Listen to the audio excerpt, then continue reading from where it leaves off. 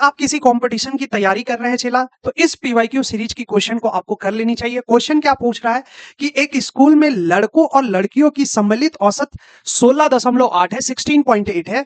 लड़कों की औसत आयु चला 15.4 है और लड़की की औसत आयु 18.2 है। तो सबसे पहले चला इसे गिवन डाटा लिख लो कि बॉयज को अगर मान लो हम लोग x मानते हैं और गर्ल्स की संख्या y मानते हैं चला, तो इस सिचुएशन में जो क्वेश्चन पूछा है पहला स्टेप में ये गिवन डाटा है चला कि एवरेज निकालने पे बॉयज का टोटल बटे में x कर देंगे तो 15.4 दिया है और एवरेज अगर हम लोग 18.2 दिया है तो ऊपर गर्ल्स का सम हो जाएगा, तो टोटल संख्या कितना है चला y है बराबर में 18.2 हो गया। जबकि यहां पर अगर हम लोग यहां से बॉयज का सम निकाले चला तो 15.4x हो जाएगा, गर्ल्स का सम निकाले चला तो 18.2 y हो जाएगा।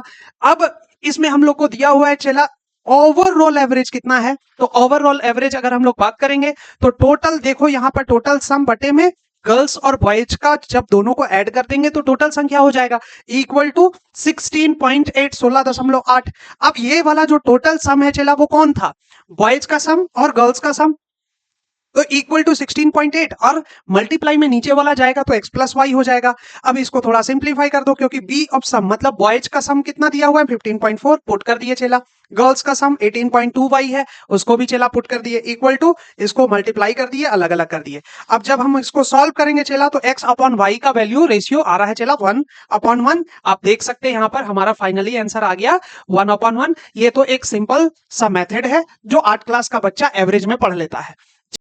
जबकि सेकेंड मेथड ये है जिसमें हम लोग थोड़ा सा स्मार्टली काम करते हैं और यहां पर हम लोग गिवन डाटा जैसे लिख दिए हैं कि बॉयज का एवरेज, गर्ल्स का एवरेज और टोटल एवरेज दिया हुआ है चला, तो मीन वेट का हम लोग फार्मूला लगा देंगे चला। और मीन वेट का फार्मूला कुछ इस तरीके से होता है जहां पर जो बॉयज का संख्या है उसको बॉयज के एवरेज से, गर्ल्स का संख्या को गर्ल्स के एवरेज से मल्टीप्लाई करते हैं और टोटल नीचे होता है x प्लस वाई मतलब कि गर्ल्स और बॉयज का टोटल संख्या।